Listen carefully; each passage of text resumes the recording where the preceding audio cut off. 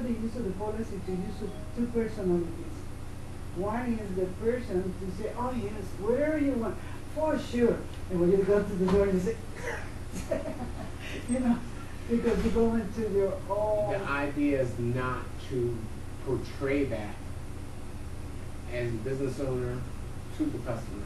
Even if the customer has that, you want the customer leaving with a good feeling about you and your business. Yeah, but don't take it free to stop.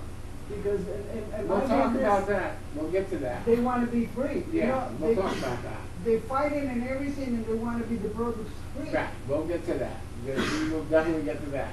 I mean, that's part of the expectations, and that's part of how you control that with you getting upset. We know that that does happen. Okay, that will happen. Yeah, people are going to see what they can get out of you. It's almost like a game. You still have to be in control of it without losing your cool. Okay, that's the only way it's going to work. It's your business. You want the customers to continue to come, so even if you think that, trying to get out of that mindset. Finding out. Oh no, but I'll add to that. But you're talking about, you know, talking to the boss about a Home Depot experience. Yes.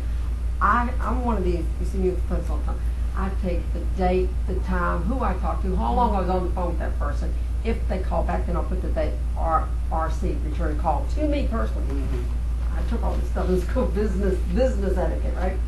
So after about 15 pages worth of them having my doors hung, $8,000 oak doors, oh, I kept this list. I mean, I just knew. At the very end of this, I'm going to somebody higher than I, and I did. The man, the district director of Home Depot, came to my house, and he was just so nice to me. He said, you know, most people would want this and want that and ask for something for free. You haven't asked for none of that. I said, no, I'm just all upset with how the service was. Everybody did their way. You could see how they hung the door. It was crooked and this and that. My husband's a carpenter. He ended up doing it himself. It was just a mess. So I ended up getting $8,000 doors for $3,000. Because he said, I never asked for nothing. He said, you know, you've never asked for anything. Yeah. He said, this whole conversation of yours, you never said, could I have this or have that?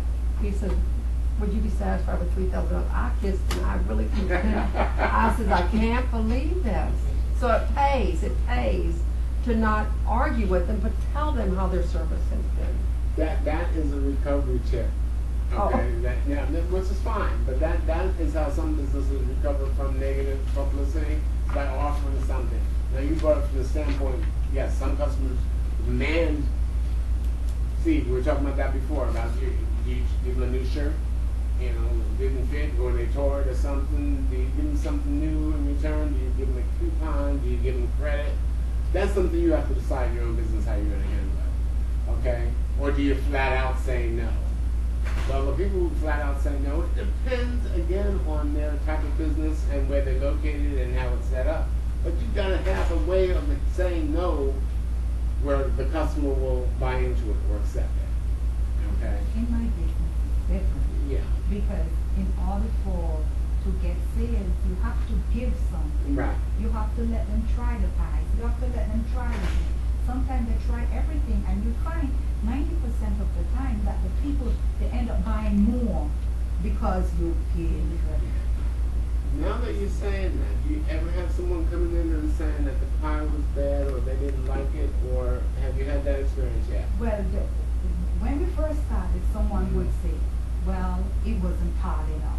So what I said to her, okay, what you do, here's my card. The next time you're this way and you want a pie, and you want it, you know, with a little more key lime juice, I'll make it for you. Okay. And they went away feeling good about that.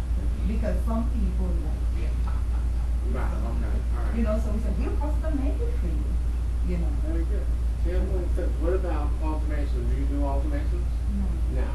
The business is not up. It's been sitting like a little baby. I had my first customer the other day, which was a close friend of mine.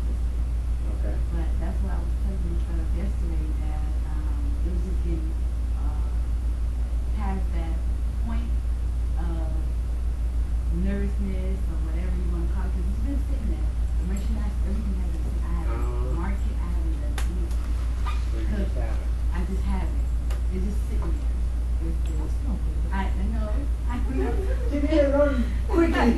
it's not the loan, it's just the fear of you're not there. That's, you know. We are That's here what to they make fear. fears. You gotta get over the fear. These things, that's what we talk about more with, we do the presentation, but we have the interaction, simply so that you can, you're not the only one that goes through it, okay? There's a whole community of business owners that have the same concerns, all right? And the way to do it, face it, but get some tips along the way and say, oh, I never thought about handling it that way. That's why we do the interaction. Sir, I forgot your name again, sorry. Norris. Give backs. What happens? And I think I had asked. I do give. Well, I don't know if you want to call it a give back, but like today it's raining, so if I wash a car and it rains next time, I usually tell them I do a half off, or I set something up that compensates for the rain touching the car. At least I attempt to. Only half off? Yeah, I still got to put in work. Yeah, but the one up the street, guess what? If it rains out, like I Within take my 24, car, 48 hours. they do it, they'll rewash it again for me. Yeah. Yeah, you know that one up by in Ferrari? Busy bee. Busy bee. Yeah. And I just learned that a year ago. All the years I've been there, and I just learned it a year ago. They also give you free washing for your birthday month, I think. And I heard that too a year ago. I said all these years, 15 years, and I just hear this. These are customer service techniques they do to keep their customers. Well, they didn't. Okay. I would have been there for birthdays 15 years ago. Okay, absolutely. And then there's one down Combe Avenue. I think he'll do the same thing. He'll do a touch up and won't charge you for it. I think like within 24 hours of it's raining, they just did it the day before. Right. Okay. Now, here's the thing. The reason they do that, they charge enough, so that believe me, they charge. Yeah, I don't charge. And there's the difference. They charge. So the free wash, I paid $80 the last time I took my car in because of the detailing, and they had to clean the lights because the lights had so much build up from hard water stains, and it went from $40 to clean the car inside and out with the wax and all that to $80 because I wanted the lights cleaned. The other one I took it down to was $80 and they hadn't even touched the lights because it was all hand washed. Yeah, And that's still outrageous price. Here's the thing. If it rained and something happened like within 48 hours, they were going to do, a touch up or a clean up and wash it again for free. And they needed it. I'm not telling you to change your prices. I said that's how they use their thing for customer service. Yeah, And that sometimes it's just good. You may be fine with the half off. Again, I don't know what your prices are, but I know that when you're doing business and you've got these other services and you have people who shop around. Okay, just like I said, well, this one gives that and this one gives that. That's typical in today's society. It's always happened, but people want to negotiate and they want to get something because they know somebody else is doing it. Now, if you say, well, that's something to go to them instead of me, that's worse on the customer service because they say they don't care about you. They just told me to go someplace else. Now, you're the owner, right? Yes. I'd come to you. Yeah. I'll give you another example. I just got a new car. My husband and I waited 9.5 hours before we signed the paper. They never offered us something to drink and tell us where the bathrooms were.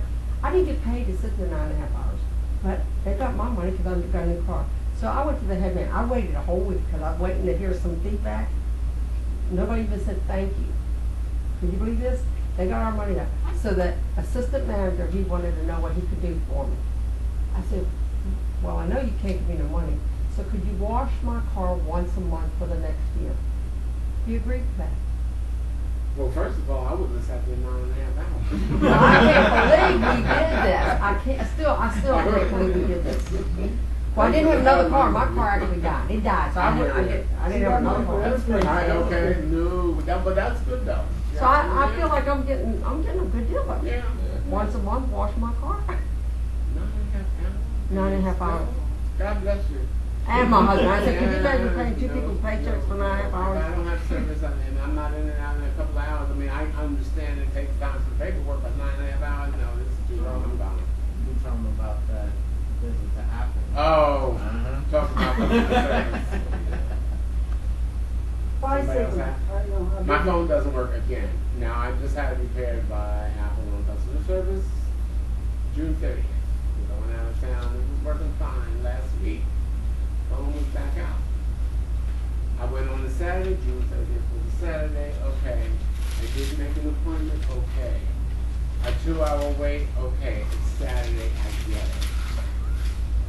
I go back on a Thursday. Still another 2 hours. This time they couldn't fix the phone. It was the same problem. And all I could say was, I don't know. We fixed it the last time, it's not going through this time. And I said, oh, here's the biggest part that really got me. We're running a little behind. A little behind. A couple of minutes. Well, first it was 5 minutes, then it was 10 minutes. So why don't you know, I asked the second time I was there, what is your normal wait time? How long does it take for the technician? What's the average amount of time for each technician? Oh, 10 minutes, 15 minutes. Okay, and the same thing with the wait times and running behind. Okay, so they're telling me 10 minutes when it was 20. Okay, and they're scheduling appointments and they're getting further and further apart, and they're telling people, oh, we're only a few minutes behind, when they went from a few minutes behind to 10, 15 minutes behind. So now they're giving out erroneous information. And then they're blaming it on being a weekend, and this is on a Thursday afternoon. Alright? But here's the thing. In the time that I sat there waiting for my phone to be fixed, all I saw were people coming in with problems with their equipment. There were fewer people getting training. There were more people with problems on the equipment that they were selling. I said, well, if they're that good, why are so many people coming in here with problems? Alright, there were a lot more problems, and that's the bad part about when you are trying to give service and you allow the time, things to build up. Those people have nothing else to do but sit there and wait. So they hear everything. Which one did you go to? The one in the falls. It's the only one available in this area. Okay, Cool. I was gonna say, cause the way they have insurance is totally different. Different, I'm sure, but yeah, the one in the falls. I'm an Apple baby. Okay, well, one of the techs was telling the person about Android and saying it was pretty good equipment. Oh, no. Okay. Okay, so I'm sitting in your place and you're telling somebody else about Android equipment, and this is Apple. And they're rivals, mind you. I can get you a good deal with Android too. They all Well, depend. this is service though. You forget when you are giving service, stick to the script or a program or something. Why is your employee telling about somebody else's equipment and saying it was better? It's an in-house He didn't product. say, yeah, it's better. He just said, oh, it's pretty good. I like that. Yeah, I studied it. And she, well, what's one? Well, you know, this one is proprietary. That one, if you're working with Google, that's probably going to be more of what you need. So what was the result after all this They time? couldn't fix my phone and they wanted me to pay them $149 for another one. Yeah, they don't have insurance on it, and The warranty is up, yeah. $149 for a replacement. This is And nothing, I no, think 250. I'm not doing it.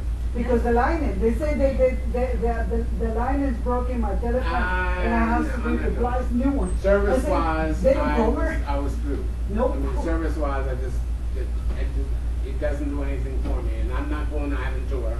That's Well, what you see, need to sign in. if you would have went to Aventura, the first person you get, you either have an appointment or you don't. They have two lines, they break it up. If they ask you what's the problem with the phone, within 10